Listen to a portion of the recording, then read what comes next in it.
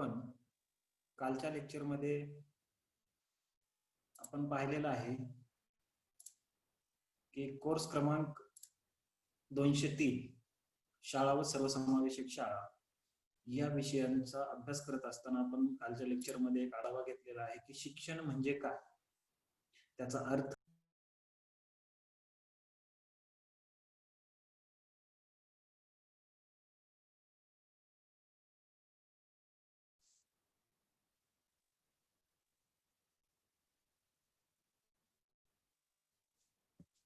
शिक्षणाचा अर्थ, शिक्षणाची संकल्पना, शिक्षणाची असणारी गरज याचा आपण अभ्यास केलेला आहे.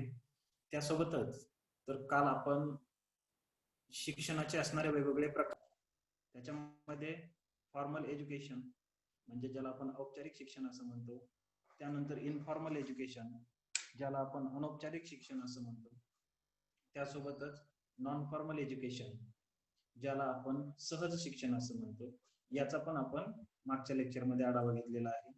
त्यासोबतच आपण जी दुसरी गोष्ट मागच्या लेक्चरमध्ये शिकलो होतो ती म्हणजे की शाळांचे असणारे विविध प्रकार. मग त्या प्रकारामध्ये आपण पाहिलेलं आहे की मेनस्ट्रीम स्कूल्स, मुख्य प्रवाहातील शाळा म्हणजे अशा शाळा की ज्या शाळेमध्ये जास्तीत जास्त मोठ्या प्रमाणावर नॉर्मल स्टुडंट्स किंवा ज्याला आपण सामान्य विद्यार्थी म्हणतो, जे अशा प्रकारचे विद्यार्थी ज्या शाळेमध्ये शिक्षण घेतात त्या शाळेला आपण मेनस्ट्रीम स्कूल किंवा मुख्य प्रवाहातील शाळा असं म्हणतो, हे आपण पाहिलेलं आहे.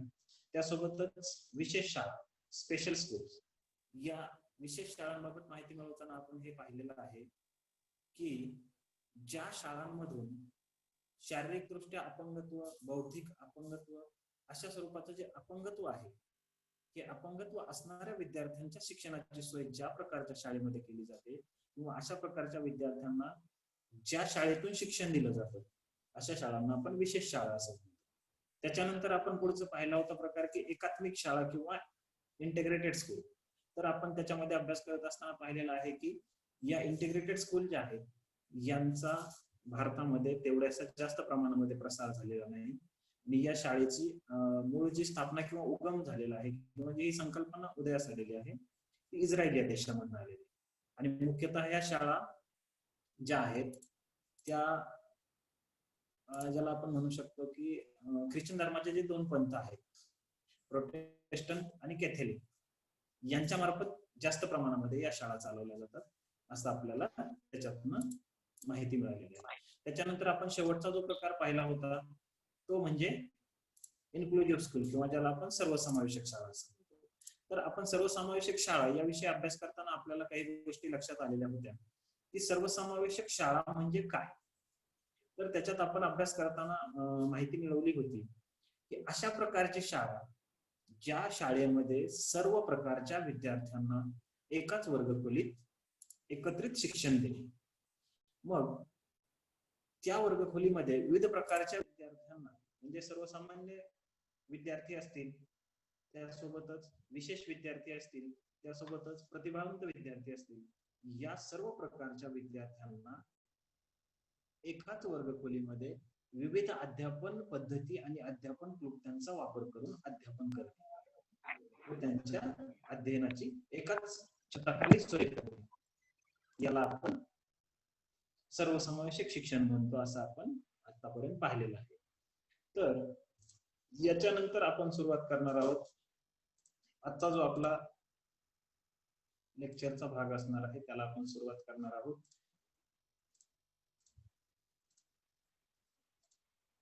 तर आजचा आपला जो टॉपिक आहे, आता आपण आतापर्यंत माहिती मिळवलेली आहे की सर्वसमावेशक शाळा म्हणजे काय. तर आता आपण याच्या पुढे माहिती अशी मिळवणार आहोत की एक मी माझं स्क्रीन शेअर करतो.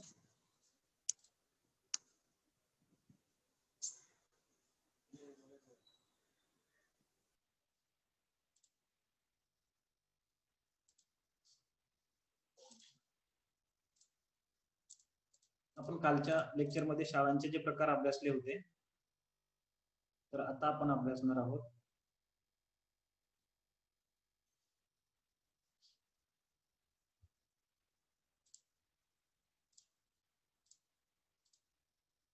सर्वसमावेशक शिक्षण किंवा सर्वसमावेशक शाळांसंदर्भात येणाऱ्या अडचणी. म्हणजे आता आपल्याला थोडक्यात ही माहिती मिळवायची आहे की आतापर्यंत जो आपण अभ्यास केला की या 4 प्रकारच्या वेगवेगळ्या शाळांमधून विद्यार्थ्यांना शिक्षण देण्याचं काम केलेलं आहे.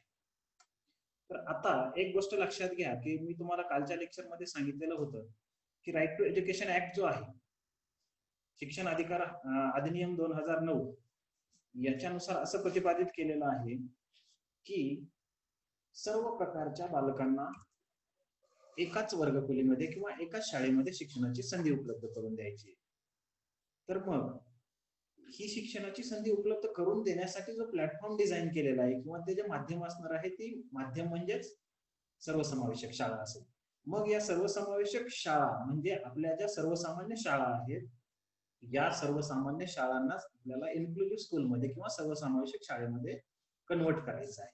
तर त्याच्यासाठी मग आवश्यक असणारे बदल कुठले कुठले आहेत किंवा त्या सर्वसामान्य शाळांना सर्वसमावेशक शाळांमध्ये कन्वर्ट करताना किंवा त्यांना तिकडे शिफ्ट करताना किंवा त्याच्यामध्ये सुधारणा किंवा बदल करत असताना कोणकोणत्या गोष्टी आवश्यक आहेत.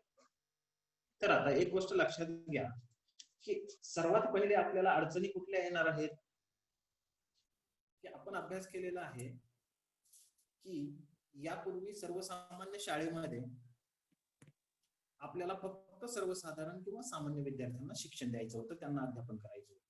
मग आता आपल्या समोर असणारी एक महत्वाची समस्या काय असणार आहे की आता आपल्या वर्गामध्ये आपल्या शाळेमध्ये अक्षमता असणारी बालके किंवा ज्याला आपण स्पेशल स्टुडंट शाळेमध्ये असणार आहे. तर मग ती समस्या का आहे, सर्वसामान्य बालके आपल्या शिक्षणातील समस्या का असू शकतात सर्वसमावेशक शाळेमध्ये. तर त्याच्यातील एक महत्वाचा मुद्दा असा आहे की इतर सर्वसामान्य विद्यार्थ्यांपेक्षा हा अक्षमता असणारा बालक हा वेगळा असणार आहे. म्हणजे जनरली आपण जर एक विचार केला की आपल्या वर्गखोलीमध्ये आपल्या वर्गामध्ये 30 विद्यार्थी आहेत, तर त्या 30 विद्यार्थ्यांपैकी एक आपण जर विचार करतो तर अपंग किंवा विशेष बालके ही जास्तीत जास्त 1, 2 किंवा 3 असू शकतात. आणि आपल्या सर्वसामान्य शाळांमध्ये जी आपण अध्यापन पद्धती, ज्या आपण टीचिंग स्ट्रॅटेजीज वापरतो किंवा टीचिंग पेडागॉजीज वापरतो, या सर्व आपण कशा डिझाईन केलेल्या असतात की त्या नॉर्मल स्टुडंटला फोकस करून किंवा त्यांच्या दृष्टिक्षेपावर लक्ष ठेवून आपण या बनवलेल्या असतात. मग जर आपण त्याच अध्यापन क्लृप्त्यांचा वापर करून या सर्वसमावेशक वर्गखोलीमध्ये शिक्षण द्यायला गेलो तर साहजिकच आपल्या असं लक्षात येईल की कुठेतरी या 3 विद्यार्थ्यांना आपण जे सर्वसामान्य पद्धतीने केलेलं अध्यापन आहे ते त्यांना कुठेतरी अवगत होत नाहीये, त्यांना ते आकलन होत नाहीये. अशा प्रकारची समस्या आपल्याला दिसून येईल. मग त्याच्यातनं आपल्याला काय करावं लागणार आहे की या विद्यार्थ्यांसाठी त्यांचे जे विकलांगत्व आहे त्या सर्व बाबींचा विचार करून त्यांच्यासाठी आपल्याला वेगळ्या काही अध्यापन क्लृप्त्या किंवा अध्यापनाच्या ज्या स्ट्रॅटेजीज आहेत त्या आपल्याला तिथे इन्क्लूड कराव्या लागणार आहेत किंवा त्या आपल्याला समाविष्ट कराव्या लागणार आहेत. त्याच्यानंतर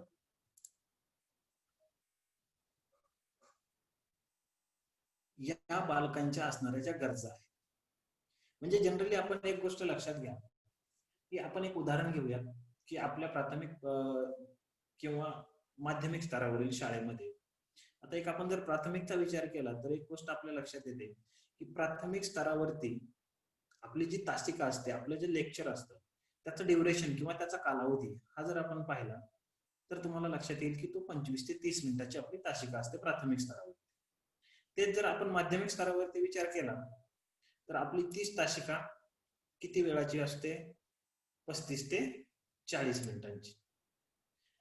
तर मग आता एक गोष्ट लक्षात घ्या की सर्वसामान्य विद्यार्थ्यांना जेव्हा आपण 30 मिनिटे एका तासिकेमध्ये अध्यापन करणार आहोत तेव्हा आपण अध्यापन केलेल्या घटकाकडे ते काळजीपूर्वक लक्ष देणार आहे, ते शिकण्याचा प्रयत्न करणार आहे. परंतु त्याच तुलनेत जर आपण केला विचार तर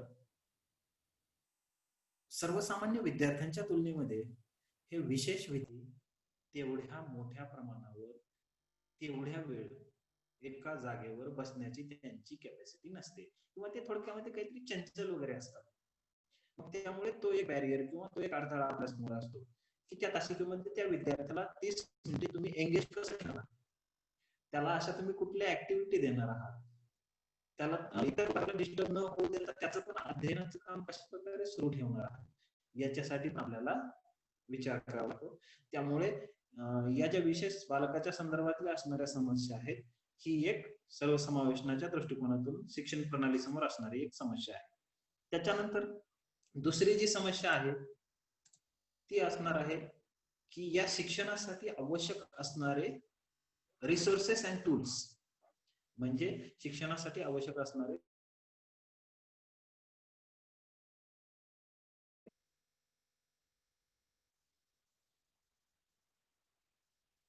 या साधनांचा जेव्हा आपण विचार करणार आहोत, तर आता सर्वात पहिले पहा, रिसोर्सेस मध्ये आपण एक गोष्ट लक्षात घ्यावी लागेल की त्या विद्यार्थ्यांना आपण पोषक वातावरण कसं देऊ शकणार आहोत.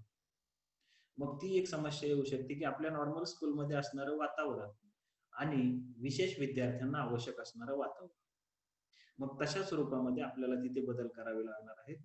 हा एक विशेष शाळेसमोरचा किंवा विशेष शाळेमध्ये येणारी किंवा सर्वसमावेशक शाळेमध्ये येणारी एक समस्या आहे की तिथे असणारं विशेष वातावरण. त्याच्यानंतर दुसरी जी समस्या आहे की विशेष शिक्षकांची नियुक्ती. जर का आपल्याला इन्क्लुझिव्ह स्कूल म्हणजे सर्वसामान्य शाळेला जर सर्वसमावेशक शाळेमध्ये कन्वर्ट करायचं असेल, तर आपल्याला तिथे प्रवेशित होणाऱ्या ज्या विशेष बालके आहेत, या विशेष बालकांसाठी विशेष प्रशिक्षण घेतलेल्या शिक्षकांची, ज्यांना आपण स्पेशल टीचर्स म्हणतो किंवा ज्यांनी विशेष बीएड किंवा ज्याला स्पेशल बीएड आपण असं म्हणतो, अशा प्रकारचा शिक्षक प्रशिक्षणाचा जो अभ्यासक्रम आहे तो पूर्ण केलेला आहे. अशा शिक्षकांची त्यांना अध्यापन करण्यासाठी नितांत आवश्यकता असते, कारण त्यांच्या असणाऱ्या गरजा, त्यांना कशा प्रकारे अध्यापन करावायचं आहे त्याच्यासाठीच्या असणाऱ्या स्किल्स, त्याच्यासाठीच्या असणाऱ्या स्ट्रॅटेजीज, या गोष्टी समजण्यासाठी आणि त्याचं प्रॉपर इम्प्लिमेंटेशन होण्यासाठी विशेष शिक्षकांची नियुक्ती आवश्यक आहे. त्यामुळे सर्वसमावेशक शाळेसमोरील ही एक समस्या किंवा एक आव्हान आहे असं आपण म्हणू शकतो. त्याच्यानंतर जर त्या विशेष बालकाच्या गरजा, जसं की मी आता सांगितलं की त्याला आवश्यक असणारे रिसोर्सेस, त्याला आवश्यक असणारे टूल्स, त्याच्यानंतर त्याला अध्यापन करण्यासाठी आवश्यक असणारे विशेष शिक्षक, यांची जर शाळेमध्ये कमतरता असेल, तर साहजिकच तो बालक आपण सर्वसामान्य विद्यार्थ्यांसाठी ज्या अध्यापन क्लुप्त्या आणि अध्यापन स्ट्रॅटेजीज वापरून अध्यापन केलेलं आहे ते त्याला नक्कीच कुठेतरी त्याच्या बुद्धीपेक्षा जड वाटणार आहे आणि त्याला तो प्रतिसाद देऊ शकणार नाही. त्यामुळे साहजिकच आपल्याला असं जाणून येणार आहे की त्या विद्यार्थ्याला तुम्ही जे अध्यापन केलेलं आहे त्या अध्यापनाचं आकलन व्यवस्थितरित्या होत नाही. आणि मग अशा प्रकारे काय होते की जर या सर्व गोष्टी त्याला मिळाल्या नाही, तर साहजिकच तो कुठेतरी शिक्षणापासून दुरावला जाऊ शकतो आणि शिक्षणातून तो बाहेर पडू शकतो, शिक्षणाच्या प्रक्रियेतून बाहेर पडतो आणि तो शिक्षणापासून वंचित राहू शकतो. हा एक भाग झाला. त्याच्यानंतर हा एक भाग झाला की अक्षमता असणाऱ्या बालकांबद्दल किंवा त्यांना आवश्यक असणाऱ्या सोयी सुविधांबद्दल. आता दुसरा जो भाग आहे की ही इन्क्लुझिव्ह एज्युकेशन सिस्टम किंवा ज्याला आपण सर्वसमावेशक शिक्षण प्रणाली म्हणतो, ही सर्वसमावेशक शिक्षण प्रणाली नेमकी राबवायची कशी, या संदर्भातील असणाऱ्या काही समस्या आहेत. तर त्या समस्यांमध्ये आपण जर विचार केला की विविध प्रकारच्या किंवा विभिन्नता असणाऱ्या विद्यार्थ्यांना एकत्रितरित्या हाताळण्याची जी प्रक्रिया आहे, प्रणाली आहे, ती आपल्याकडे तेवढीशी सक्षम उपलब्ध करणं आपल्याला आवश्यक असणार आहे. कारण प्रत्येक सर्वसामान्य शाळेमध्ये, ज्या शाळेला आपण आता इन्क्लुझिव्ह स्कूलमध्ये कन्वर्ट करत आहोत, त्या शाळेमध्ये जनरली टोटल जो इंटेक आहे त्याच्या प्रमाणामध्ये आपण विचार केला तर एकूण शाळेमध्ये 8 ते 10 तरी विद्यार्थी कमीत कमी विशेष असतात किंवा ज्याला आपण स्पेशल चिल्ड्रन्स म्हणतो किंवा डिफरंटली एबल्ड स्टुडंट्स म्हणतो. तर मग अशा विद्यार्थ्यांना जेव्हा आपल्याला सर्वसामान्य विद्यार्थ्यांसमोर शिक्षण द्यायचंय, त्यांच्यासोबत त्यांना अध्यापनाचं कार्य करायचंय, तेव्हा साहजिकच आपल्याकडे असणारा जो सपोर्ट सिस्टम आहे, तो सपोर्ट सिस्टम तशा प्रकारचा आपल्याला असणं आवश्यक आहे. आणि जर का तो आपला सपोर्ट सिस्टम तशा प्रकारचा नसेल तर साहजिकच मग आपण त्या प्रक्रियेला कुठेतरी न्याय देऊ शकत नाही किंवा आपण त्याच्यामध्ये मागे पडतो. त्याच्यानंतर तुम्हाला सर्वसमावेशक शाळांमध्ये शिक्षण देण्यासाठी बदल कुठले कुठले करणं आवश्यक असणार. तर एक जनरली आपण लक्षात घेतो की बघा, आपला जो सर्वसामान्य शाळांचा अभ्यासक्रम असतो किंवा आपण ज्याला करिक्युलम म्हणतो, तो करिक्युलम हा एक फिक्स किंवा ज्याला आपण ठराविक असतो, आकृतीबद्ध असा अभ्यासक्रम असतो. परंतु जेव्हा आपल्याला या इन्क्लुझिव्ह स्कूलमध्ये सर्व प्रकारच्या विद्यार्थ्यांना शिक्षण देण्याचं काम करायचंय, तेव्हा आपल्याला सर्वात मोठा बदल करावा लागणार आहे की आपला अभ्यासक्रम हा साचेबंद, ताठर किंवा ठराविक जो असणार आहे, त्याच्यासोबतच त्याच्यामध्ये थोडीशी लवचिकता पण ठेवावी लागणार आहे. म्हणजे जेणेकरून सर्व प्रकारच्या विद्यार्थ्यांना तुम्हाला त्याच्यामध्ये त्यांच्या ज्या गरजा असतील त्या गरजांनुसार तो राबवताना किंवा त्याच्यामध्ये बदल करत असताना किंवा त्याची राबवणूक करत असताना तुम्हाला ते सोपं जाणार आहे.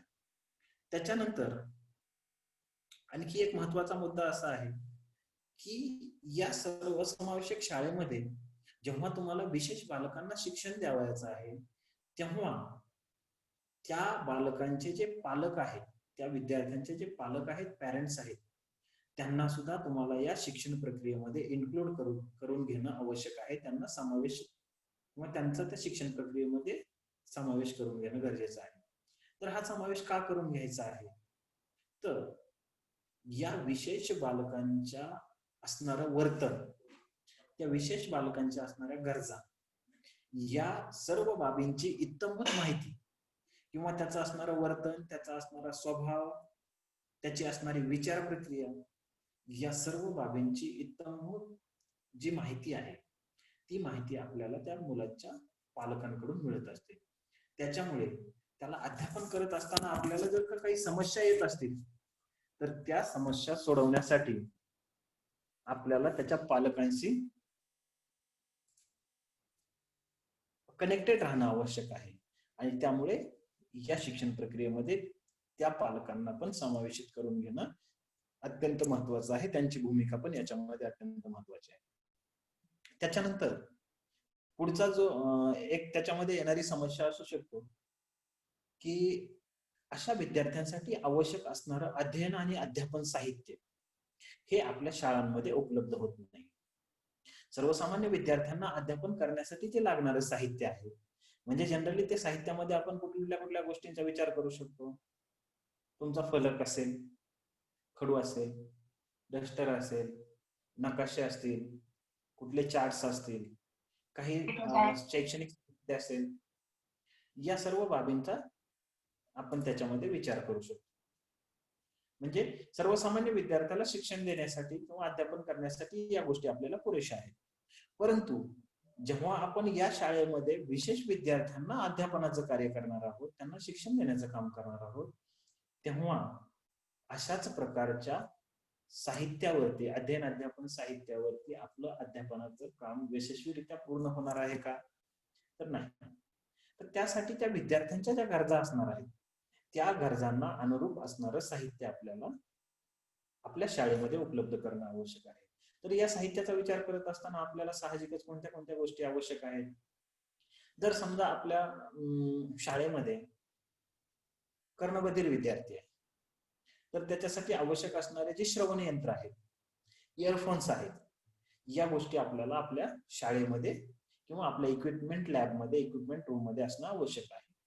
त्यासोबतच एखादा विद्यार्थी आहे तो अंध आहे, तर त्याच्यासाठी किंवा दृष्टीदोष असणारा विद्यार्थी आहे, त्याच्यासाठी आपल्याला ब्रेल लिपी असणं आवश्यक आहे.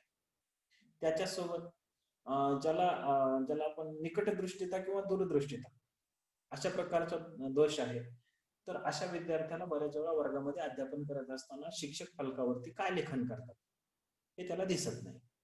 मग अशा विद्यार्थ्यांसाठी आपल्याला आवश्यक असणाऱ्या कुठल्या गोष्टी आहेत ती पण साधनं आपल्या शाळेमध्ये आवश्यक आहेत.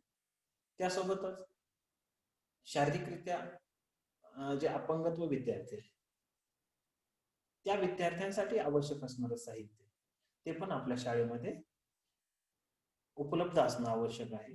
आणि ते जर उपलब्ध नसेल किंवा भरपूर शाळांमध्ये ते उपलब्ध होत नाही तर ही सर्वसमावेशक शिक्षणासमोर किंवा सर्वसमावेशक शाळेसमोरील एक समस्या आहे. त्याचसोबत अशा विद्यार्थ्यांना अध्यापन करण्यासाठी आवश्यक असणारं प्रशिक्षण म्हणजे आता थोडक्यात लक्षात घ्या की जेव्हापासून या सर्वसामान्य शाळांना सर्वसमावेशक शाळांमध्ये बदलण्याची प्रक्रिया सुरू झालेली आहे तर मग सर्वसमावेशक शिक्षणाच्या दृष्टीने कोणकोणत्या अध्यापन क्लुप्त्या त्या शिक्षकांना त्या विद्यार्थ्यांना अध्यापन करताना राबवाव्या लागणार आहेत, त्यांचा उपयोग करावा लागणार आहे. याची माहिती मिळवण्यासाठी आपल्याला किंवा याची इत्तमभूत माहिती शिक्षकांना व्हावी याच्यासाठी आपल्याला काय करणं आवश्यक आहे की या विशेष प्रकारच्या विद्यार्थ्यांना अध्यापन करताना आपल्याला कोणकोणत्या गोष्टींमध्ये बदल करणे आवश्यक आहे, कोणकोणत्या नवीन गोष्टींचा वापर करणे आवश्यक आहे अशा प्रकारचे प्रशिक्षण वर्ग किंवा ज्याला आपण रिफ्रेशर कोर्सेस उजाळा वर्ग असं म्हणतो किंवा उद्बोधन वर्ग हे शिक्षकांसाठी आयोजित केले पाहिजेत. त्यांना ज्या अपडेटेड गोष्टी आहेत त्यांचं प्रशिक्षण हे दिलं गेलं पाहिजे आणि ही प्रशिक्षणाची व्यवस्था बऱ्याच वेळा होत नाही. त्याच्यामुळे ही एक त्याच्यासमोरील समस्या आहे. आणि या ज्या आपण आता वरील गोष्टी पाहिल्या या सर्व गोष्टींचा जर सारासार विचार किंवा प्रतिपूर्ती किंवा परिपूर्णता झाली नाही तर या विद्यार्थ्यांना किंवा त्या विद्यार्थ्यांच्या ज्या विशेष गरजा आहेत त्याला शिक्षण प्रणाली कुठेतरी न्याय देऊ शकत नाही आणि याचाच परिणाम काय होतो की शिक्षक हे त्यांच्या फक्त ट्रॅडिशनल मेथडने शिकवू शकतात आणि जर शिक्षक ट्रॅडिशनल मेथडने शिकवत असतील तर या विद्यार्थ्यांना साहजिकच कुठेतरी ते त्यांच्या बुद्धीच्या किंवा त्यांच्या असणाऱ्या ज्या कॅपॅसिटीज आहेत, कार्यक्षमता आहेत त्याच्यापेक्षा कुठेतरी ते जड असणार आहे किंवा त्यांना जे अध्यापन केलं जात ते त्यांना कुठेतरी अनाकलनीय असणार आहे आणि त्याचाच परिणाम काय होणार आहे की ती प्रक्रिया त्यांच्यासाठी अवघड किंवा रटाळ वाटणार आहे आणि ते साहजिक शिक्षणापासून दूर होणार आहे. मग अशा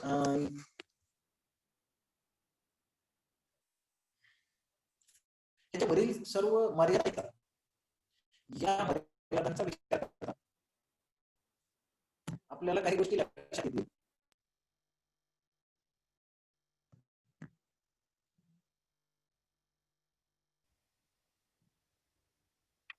तर या ज्या वरील सर्व गोष्टी आपण पाहिल्या या सर्व मर्यादा जेव्हा आपण या सर्वांचा विचार करतो तेव्हा आपल्याला काही गोष्टी लक्षात येतील की या जर सर्व गरजांची परिपूर्णता झाली नाही, हे सर्व गरजा जर विद्यार्थ्यांच्या झाली नाही तर तो विद्यार्थी साहजिकच शिक्षण प्रक्रियेपासून वंचित राहू शकतो किंवा शिक्षणापासून दूर घेतला जाऊ शकतो.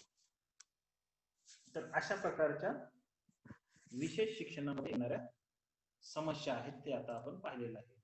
त्याच्यानंतर पुढचा जो भाग आपण पाहणार आहोत की आता आपण मुळात सुरुवात करणार आहोत की नेमकं सर्वसमावेशक शिक्षण म्हणजे काय आहे. तर त्याचा विचार करत असताना आपल्याला सर्वप्रथम पाहिजे आहे की सर्वसमावेशक शिक्षणाची असणारी व्याख्या. तर inclusive education can be defined as the process of increasing the participation of students in cultural, curricular and communities through the local schools. म्हणजे सर्वसमावेशक शिक्षण म्हणजे स्थानिक शाळांच्या माध्यमातून विद्यार्थ्यांचा विविध संस्कृती, विविध अभ्यासक्रम आणि सामुदायिक जीवन यांच्यामधील सहभाग वाढवण्याची प्रक्रिया म्हणजेच सर्वसमावेशक शिक्षण होय.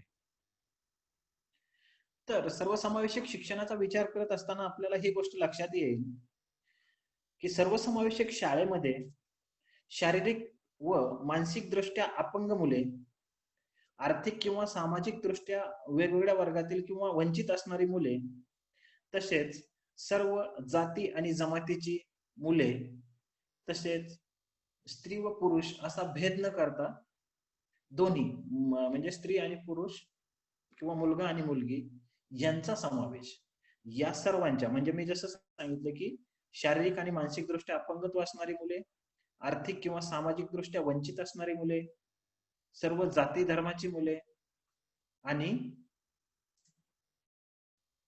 सर्व म्हणजे जेंडर इक्वॅलिटी की ज्याला आपण जे डिस्क्रिमिनेशन केलं जातं त्या दोन्हींचा विचार न करता अशा सर्वांचा समावेश ज्या शाळेमध्ये केला जातो ती शाळा म्हणजेच सर्वसमावेशक शाळा होईल असं आपल्याला म्हणता येईल. तर याच्या मागची जी तात्विक भूमिका जी आहे, ज्याला आपण फिलॉसॉफिकल बिलीफ असं म्हणू शकतो, तर तो काय असणार आहे की सर्वसमावेशक शिक्षण अशा तात्विक भूमिकेवर आधारित आहे की सक्षम किंवा अक्षम अशा दोन्ही प्रकारच्या बालकांना त्यांच्या वयानुरूप योग्य वर्गामध्ये एकत्र शिकण्याचा अधिकार देणे आणि सर्वच विद्यार्थ्यांना सर्वसमावेशक शाळेमध्ये शिक्षणाची संधी उपलब्ध करून देणे म्हणजेच सर्वसमावेशक शिक्षण होय किंवा ही सर्वसमावेशक शिक्षणाच्या सुरुवाती मागील एक जे आपण काय म्हणू शकतो की सर्वसमावेशक शाळा सुरू करण्यामागील एक तात्विक भूमिका आहे असं आपण म्हणायला काही हरकत नाही. त्याच्यानंतर आपण पाहणार आहोत की सर्वसमावेशक शिक्षणाची असणारी संकल्पना.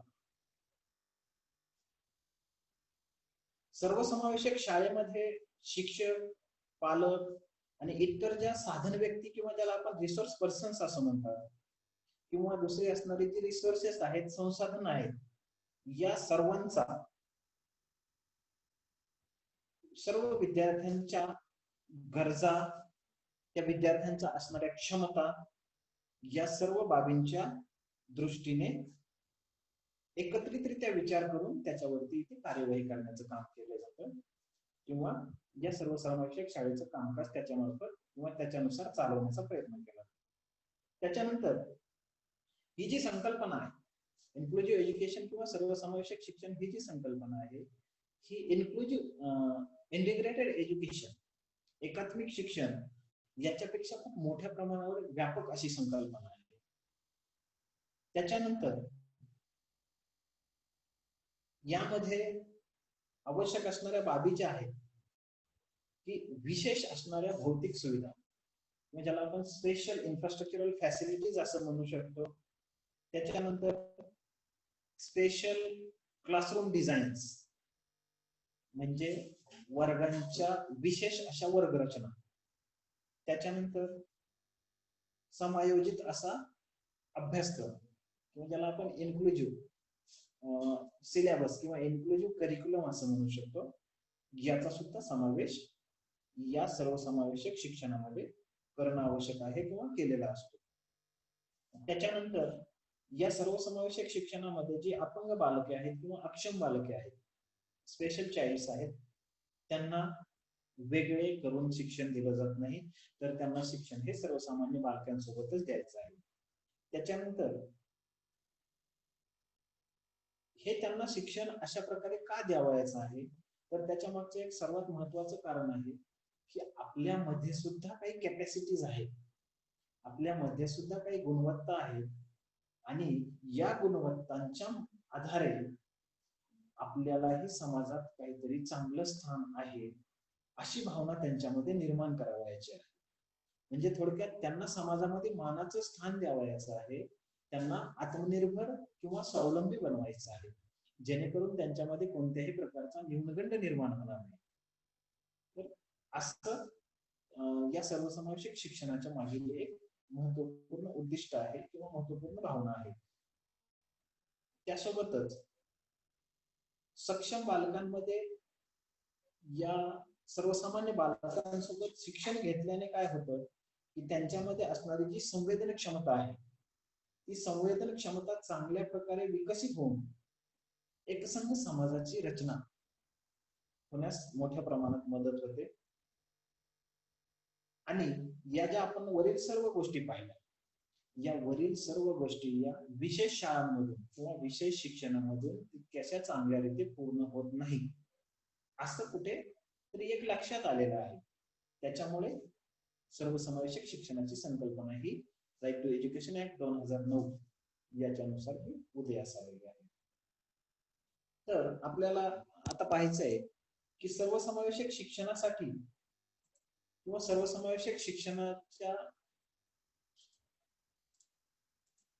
काय म्हणतो आपण सर्वसमावेशक शिक्षणाची जी यशस्वीता आहे किंवा सर्वसमावेशक शिक्षण यशस्वी करण्यासाठी आपल्याला कोणकोणत्या गोष्टी आवश्यक आहेत. तर त्याच्यासाठी सर्वात महत्वाची गोष्ट आहे की सर्व विद्यार्थी एकाच शाळेत शिकण्यासाठी येणं आवश्यक आहे किंवा ते आले पाहिजे. मग या सर्व मध्ये कोणकोणते इन्क्लूड होतात? सर्व जाती, सर्व धर्म, सर्व भेद, त्या भेदांमध्ये मग शारीरिक भेद असतील, लिंगभेद असतील, बौद्धिक भेद असतील, सांस्कृतिक भेद असतील, या कोणत्याही गोष्टींचा विचार न करता सर्व विद्यार्थ्यांना एकाच वर्गखोलीमध्ये एकत्रितरित्या शिकण्याची संधी आपल्याला उपलब्ध करून देणं आवश्यक आहे. जर आपण ही संधी उपलब्ध करून दिली तर सर्वसमावेशक शिक्षणाची प्रक्रिया कुठेतरी यशस्वी होऊ शकते. त्याच्यानंतर दुसरा जो मुद्दा आहे की घर, शाळा व सर्व समाजामध्ये विविध प्रकारच्या जे भेदाभेद आहेत किंवा भेदभाव आहेत त्यांच्याबद्दल दुजाभावाची भावना कधीही न बाळगता एकमेकांबद्दल आदराची भावना निर्माण होणं आवश्यक आहे.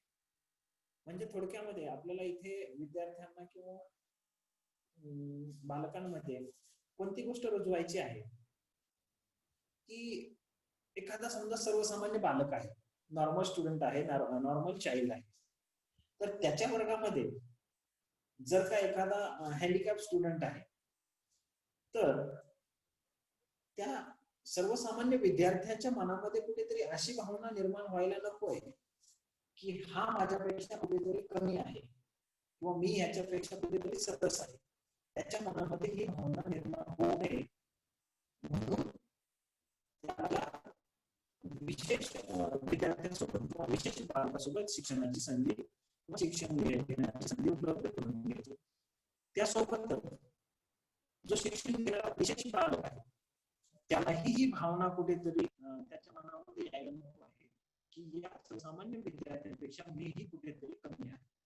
त्यामुळे अशा प्रकारचे उपक्रम काही राबवायचे आहेत की जेणेकरून ज्या उपक्रमांमधून सर्वसामान्य विद्यार्थ्यांसोबतच विशेष बालकांना सुद्धा त्यांच्या ज्या असणाऱ्या विकलांगत्व आहे किंवा त्यांच्यामध्ये ज्या असणाऱ्या कमतरता आहेत याची जाणीव न होता त्यांनाही उत्तम प्रकारे काही ऍक्टिव्हिटीज मध्ये, काही उपक्रमांमध्ये उत्तम असा सहभाग नोंदवता आला पाहिजे आणि जेणेकरून त्यांच्यामध्ये ही भावना निर्माण झाली पाहिजे की मी सुद्धा इतर सर्वसामान्य बालकांप्रमाणेच कार्य करू शकतो, माझ्यामध्ये ती कार्यक्षमता आहे, माझ्यामध्ये कोणत्याही कमतरता नाही. आणि ही भावना जर का आपण विद्यार्थ्यांमध्ये निर्माण करू शकलो तरच आपण सर्वसमावेशक शिक्षण यशस्वीरित्या राबवू शकलो असं आपल्याला म्हणता येईल. त्याच्यानंतर तिसरा जो मुद्दा आहे की आवश्यक साधन सामुग्रीची आणि सुविधांची उपलब्धता असणे आवश्यक आहे. उदाहरणामध्ये की जिन्यांच्या ज्या पायऱ्या आहेत, मी तुम्हाला पहिल्या लेक्चरमध्ये सांगितलं होतं की रिसोर्सेस कुठले कुठले पाहिजे. तर आपल्याला ज्या जिन्यामध्ये एखाद्या शालेय इमारतीच्या जिन्यामध्ये येण्या जाण्यासाठी ज्या पायऱ्या असतात त्या पायऱ्यांसोबतच आपल्याला अपंग विद्यार्थ्यांच्या येण्या जाण्यासाठी किंवा त्यांना व्हीलचेअरवर घेऊन जाण्या येण्यासाठी आवश्यक असणारा जो रॅम्प आहे तो रॅम्प आपल्याला तिथं असणं आवश्यक आहे. त्याच्यासोबतच आपल्या वर्गामध्ये आवाज जास्त घुमणार नाही, त्याचा इको येणार नाही याच्यासाठी व्हेंटिलेशनची चांगल्या प्रकारची सुविधा असणे, मोठमोठ्या खिडक्या असणे हे पण आवश्यक आहे.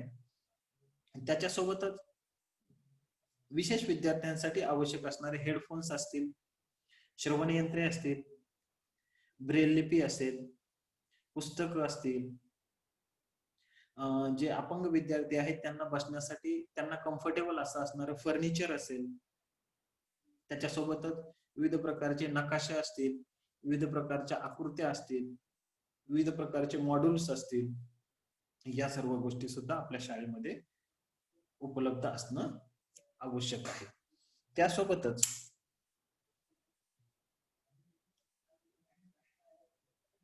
वर्गातील शिक्षकांव्यतिरिक्त इतर अनेकांच्या ज्या सेवा आहेत त्या सुद्धा तिथे उपलब्ध असणं गरजेचं आहे. शाळेमध्ये ज्या असणाऱ्या वेगवेगळ्या सेवा आहेत पुरवल्या जाणाऱ्या